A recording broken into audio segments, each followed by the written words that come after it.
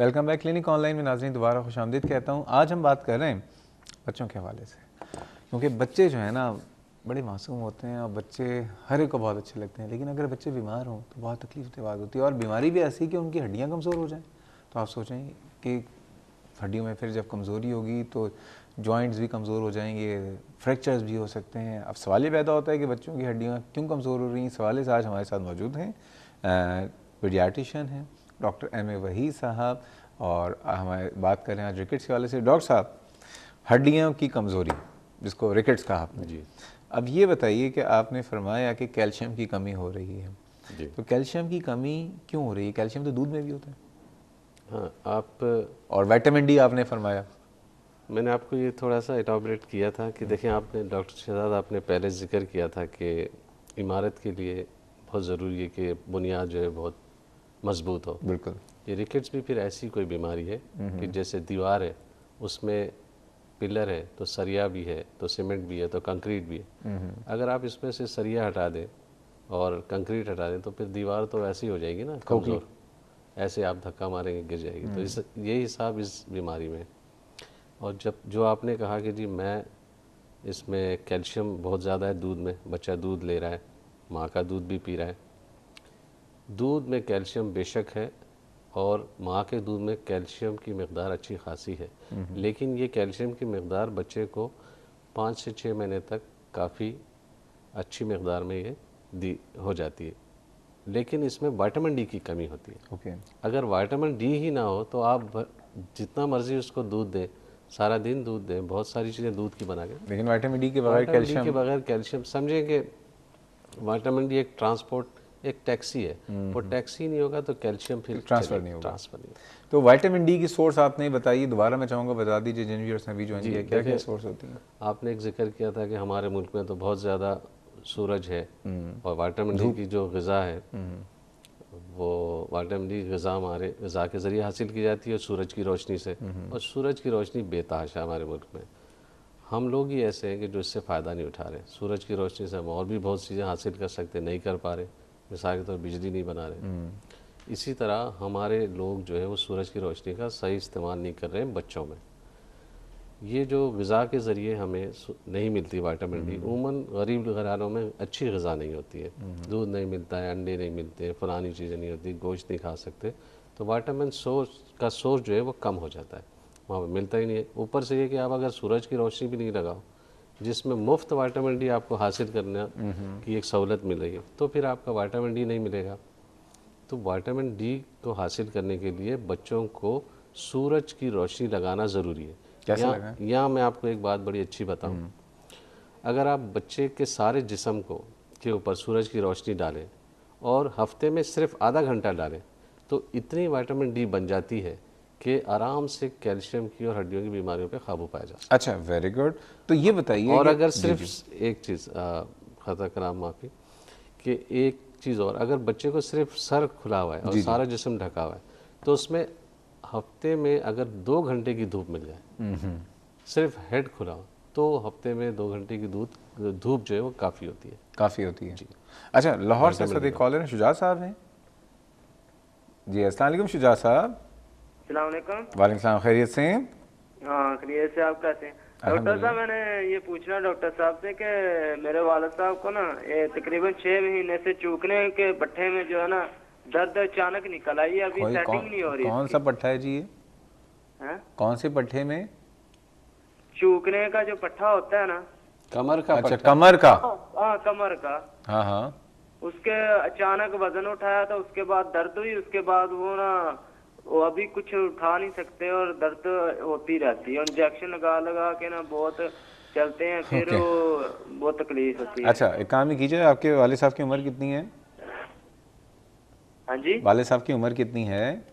50 साल है। 50 साल है, ठीक है जी, बहुत शुक्रिया शुजा साहब। पहले तो आज बच्चों पे प्रोग्राम हो रहा है, ठीक है, तो डॉक्टर साहब तो ज़ाहिर बात है कि चाइल्ड स्पेशलिस्ट हैं।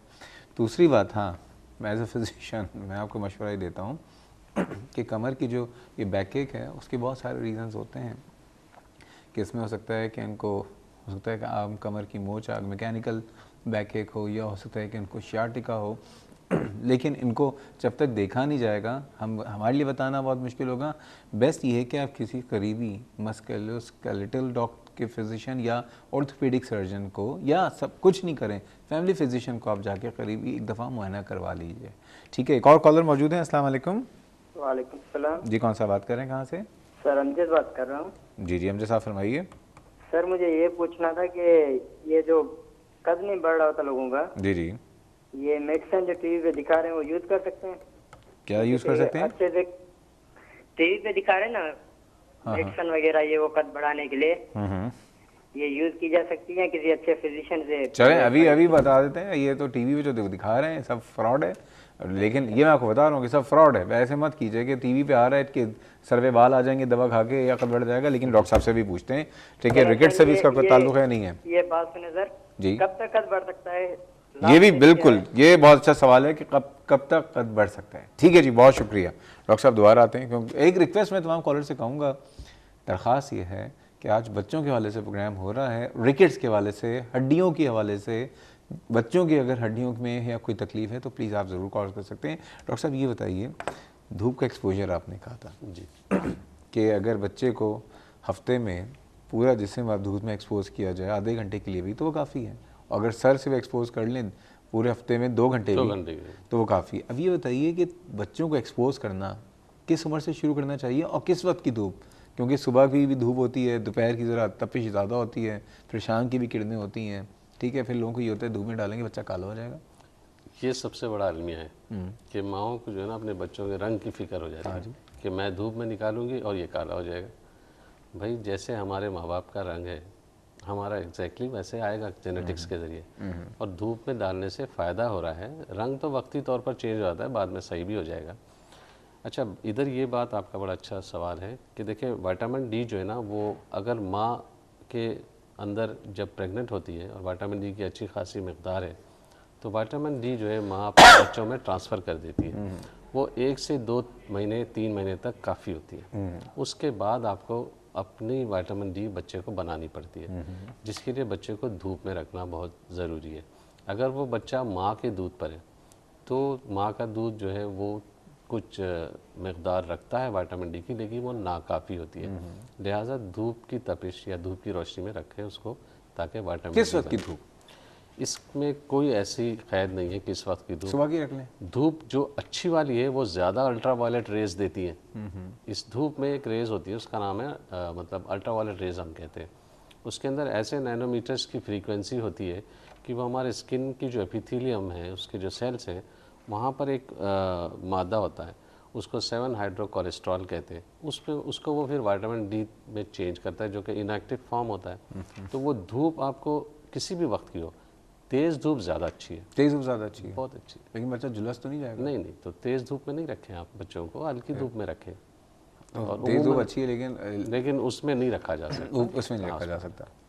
तो आप हल्की धूप में रखें। और मैंने तो आपको अभी अर्ज़ किया अगर सर के आधा घंटा लगाएं बहुत है हफ्ते में, तो आप रोज़ाना 10 मिनट लगा दें भाई।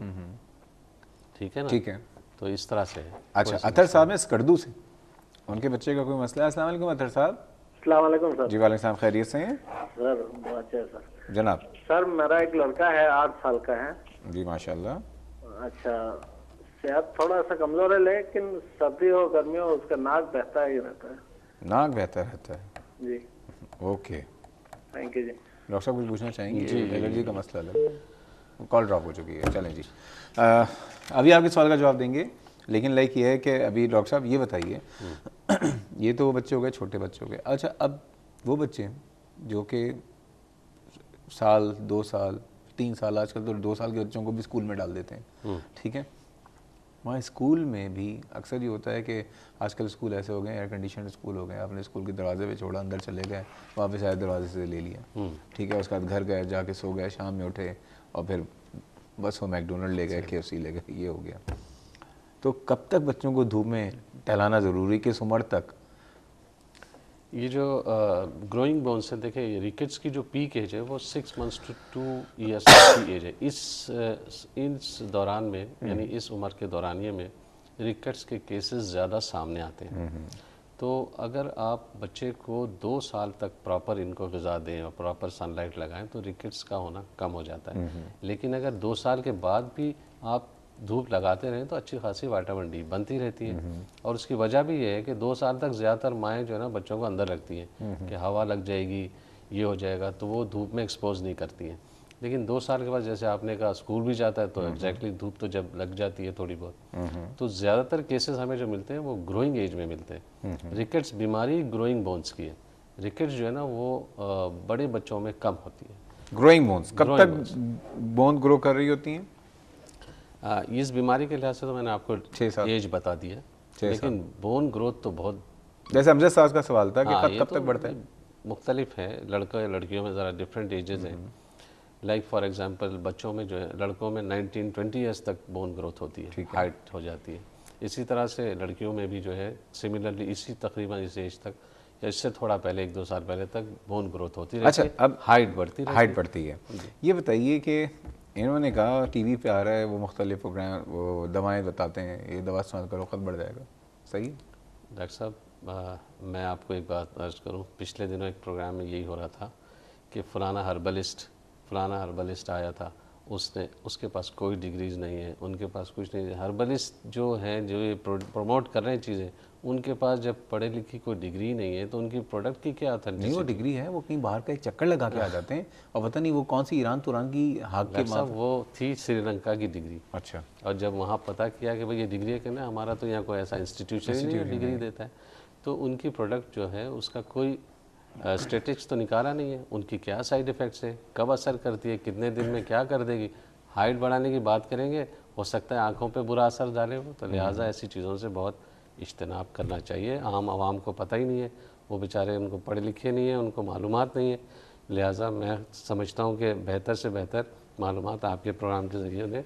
बहुत शुक्रिया जी। एक चीज़ मैं कहूँगा यहाँ पे मीडिया से और तमाम टीवी चैनल्स या प्रिंट मीडिया के तमाम लोग कि हमारे यहाँ एक कोड ऑफ कंडक्ट है कि कोई भी अपनी दवा की इस तरह से पब्लिसिटी नहीं कर सकता कि आप ये दवा खाएं तो आपको ये हो जाएगा, क्योंकि जितनी भी एलोपैथिक दवाएं हैं जो दी जाती हैं तो साथ में एक पर्ची लिखी हुई होती है, उसमें इंडिकेशंस भी होती हैं, उसमें साइड इफ़ेक्ट भी होते हैं, डोसेज भी होती है, और वो बेसिकली डॉक्टर जो है वो डिसाइड करता है कि किसको किसकी कौन सी दवा किस वक्त देनी चाहिए।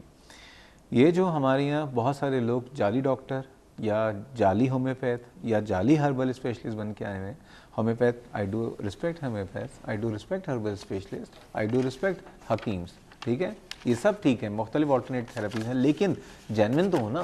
तो प्लीज़ खुदा के वास्ते जो इस तरह की चीज़ें टीवी पे आके इस तरह से कह रहा था मेरी दवा ले लो, मेरा कद बढ़ जाएगा, बाल निकल आएंगे, प्लीज़ ऐसा खुदा के वास्ते आप अपने चैनल पे या अपने अखबारात पे आप ना करें, क्योंकि जो आप कमा रहे हैं उसमें आप बेबरकती ला रहे हैं। एनीवेज, एक कॉलर हमारे साथ। अस्सलाम वालेकुम। अस्सलाम वालेकुम जी, कौन है लाइन पे? I am sorry ji.